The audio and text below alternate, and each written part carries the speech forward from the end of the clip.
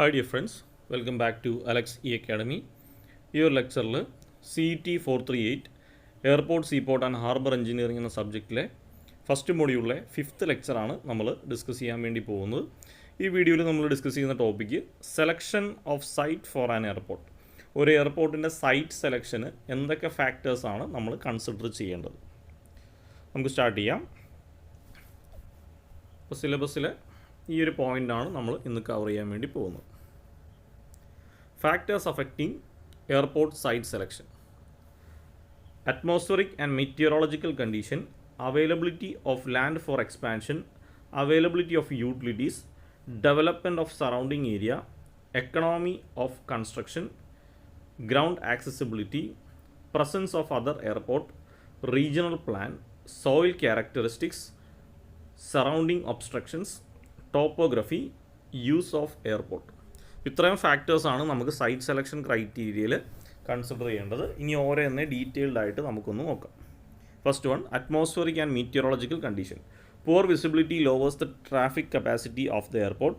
The site selected should therefore be free from visibility reducing condition such as fog, smoke, haze. Fog generally settles in the area where wind blows minimum in a Valley.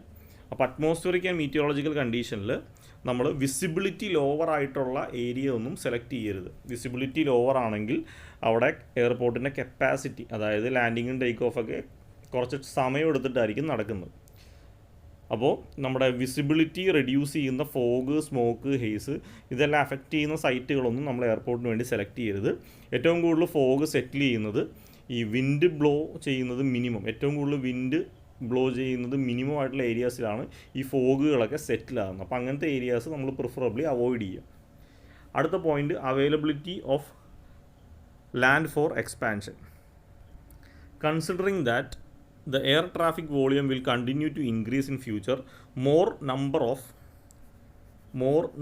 of runways may have to be provided for an increased traffic. അപ്പോൾ അടുത്ത point വരുന്നത് availability of land four expansion. അതായത് ഫ്യൂച്ചറിൽ നമുക്ക് ഇപ്പോൾ 1-2 runway ഉള്ളെങ്കിലും ഫ്യൂച്ചറിൽ നമുക്കറിയാം ഈ ട്രാൻസ്പോർട്ടേഷൻ ഫെസിലിറ്റീസ് നമുക്ക് ഇമ്പ്രൂവ് ചെയ്യുന്നതിൻ്റെ ഭാഗമായിട്ട് റൺവേയുടെ എണ്ണം കൂട്ടേണ്ടി വരും ട്രാഫിക് കൂടുന്നതനുസരിച്ച്. അപ്പോൾ ആ സമയത്ത് നമുക്ക് എക്സ്പാൻഡ് ചെയ്യാനായിട്ടുള്ള ലാൻഡ് അവൈലബിൾ ആവണം.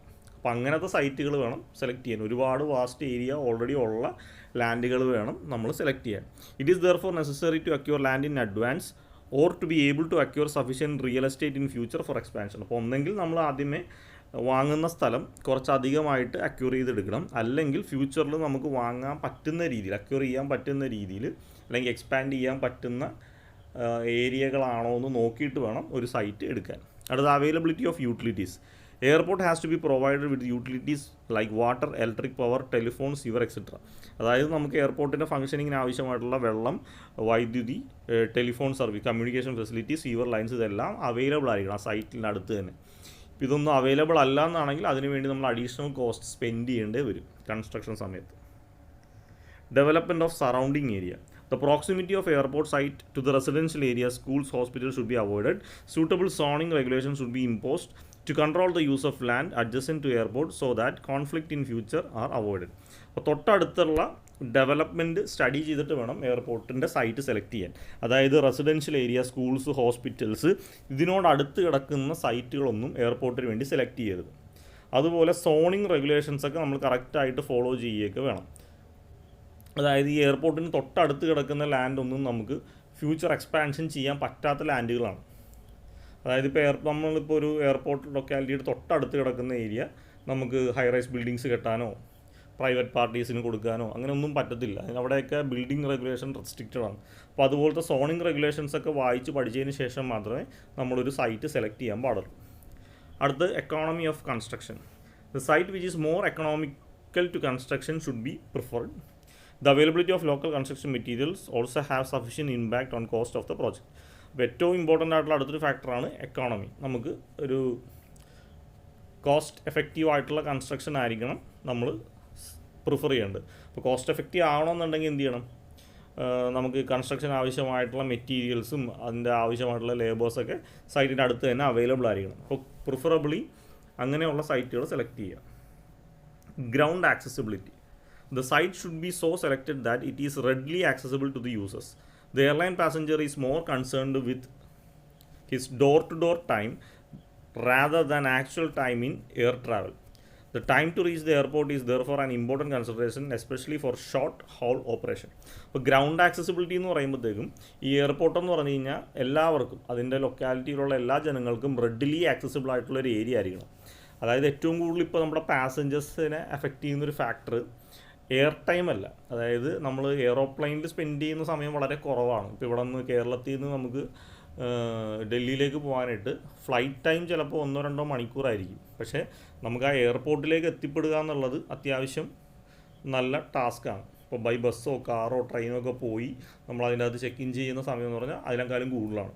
അപ്പോൾ അത് മാക്സിമം റെഡ്യൂസ് ചെയ്യാൻ വേണ്ടി നോക്കുക. Presence of other airport.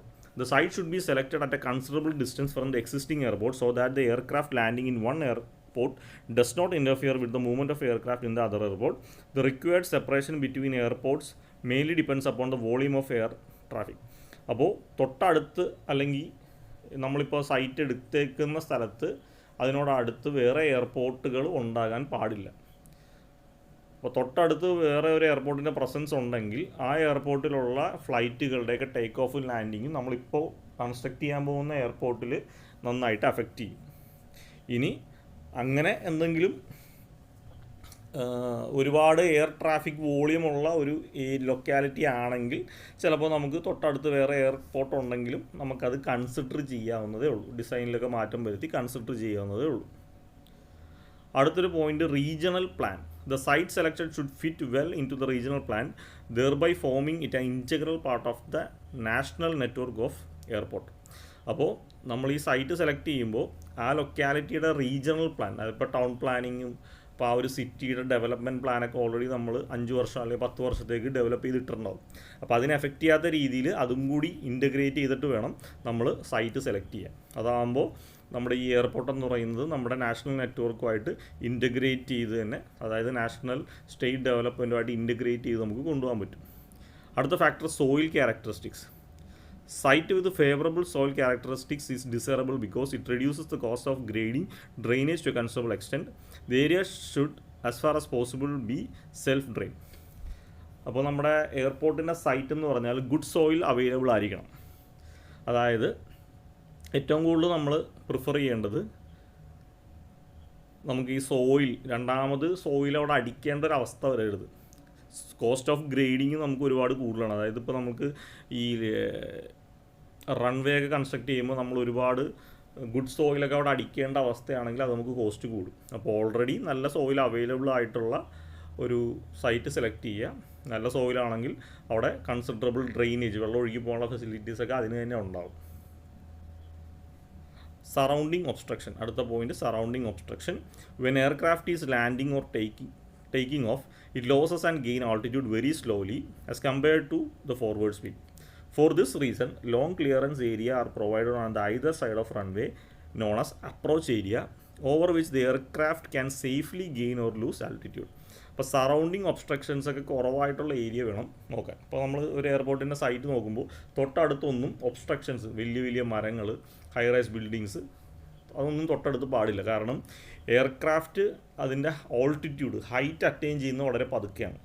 ഇപ്പോൾ എയർക്രാഫ്റ്റിൻ്റെ ഫ്രണ്ട്, മുമ്പിലേക്കുള്ള മൂവ്മെൻറ്റ് നല്ല സ്പീഡിയാണെങ്കിലും ഹൈറ്റ് അറ്റൈൻ ചെയ്യുന്ന പതുക്കെയാണ് അത് അതിൻ്റെ ഹൈറ്റിലേക്ക്, അറ്റ്മോസ്ഫിയറിലേക്ക് പോകുന്നത്.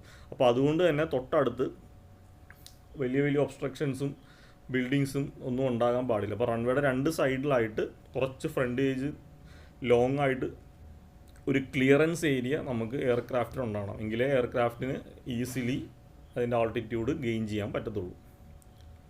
അടുത്ത, topography. This include natural features like ground contour, tree streams etcetera.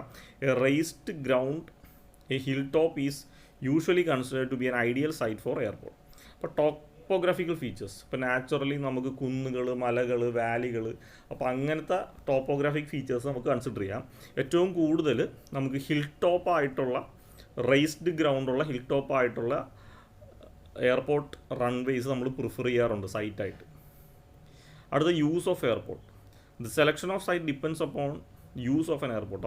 നമ്മളൊരു സൈറ്റ് സെലക്ട് ചെയ്യുമ്പോൾ ആ എയർപോർട്ട് എന്ത് പർപ്പസ്, എന്ത് യൂസിന് വേണ്ടിയിട്ടാണോ നമ്മൾ ഡിസൈൻ ചെയ്യാൻ പോകുന്നത് അത് കൺസിഡർ ചെയ്യാം. ഇപ്പോൾ whether for civilian or military operation. ഇപ്പോൾ ആ നമ്മൾ കൺസ്ട്രക്ട് ചെയ്യാൻ പോകുന്ന എയർപോർട്ട് സിവിലിയൻ, നോർമൽ ട്രാവൽ പർപ്പസിനുള്ള സിവിലിയൻ, നമ്മുടെ ആൾക്കാർക്ക് വേണ്ടിയിട്ടുള്ള എയർപോർട്ടാണോ അതോ മിലിറ്ററി ഓപ്പറേഷന് വേണ്ടിയിട്ടാണോ എന്നുള്ളത് ഡിപ്പെൻഡ് ചെയ്യും. However during emergency civil airports are taken over defence.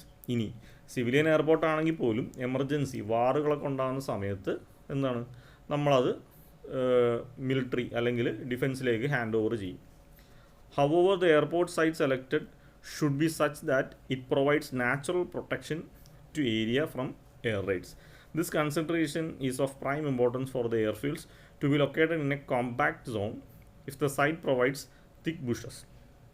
അപ്പോൾ ഈ രീതിയിൽ എമർജൻസി ഉണ്ടാകുമ്പോൾ നമ്മുടെ നോർമൽ എയർപോർട്ടുകളും മിലിറ്ററി അല്ലെങ്കിൽ ഡിഫൻസ് ഏറ്റെടുക്കും. അപ്പോൾ അതുകൊണ്ട് തന്നെ നാച്ചുറൽ പ്രൊട്ടക്ഷൻ, സറൗണ്ടിങ്സിൽ നാച്ചുറൽ പ്രൊട്ടക്ഷൻ ഉള്ള സൈറ്റുകൾ പ്രിഫർ ചെയ്യുക. അതായത് ദൂരെ നിന്നുള്ള റഡാർസിൻ്റെയൊക്കെ വിഷൻ കിട്ടാത്ത രീതിയിൽ നാച്ചുറലി പ്രൊട്ടക്റ്റഡ് ആയിട്ടുള്ള എയർപോർട്ട് സൈറ്റ് സെലക്ട് ചെയ്യുക. കുറച്ചുകൂടി കോമ്പാക്റ്റ് ആയിട്ടുള്ളതും തിക്ക് ബുഷസ് ഉള്ള സൈറ്റുകളൊക്കെ സെലക്ട് ചെയ്യുക. അപ്പോൾ ഇത്രയാണ് നമുക്ക് എയർപോർട്ടിൻ്റെ സൈറ്റ് സെലക്ഷൻ്റെ ഫാക്ടേഴ്സ് ആയിട്ട് പഠിക്കാനായിട്ടുള്ളത്. അപ്പോൾ ഈ വീഡിയോയിൽ ഇത്രയാണുള്ളത്. Thank you.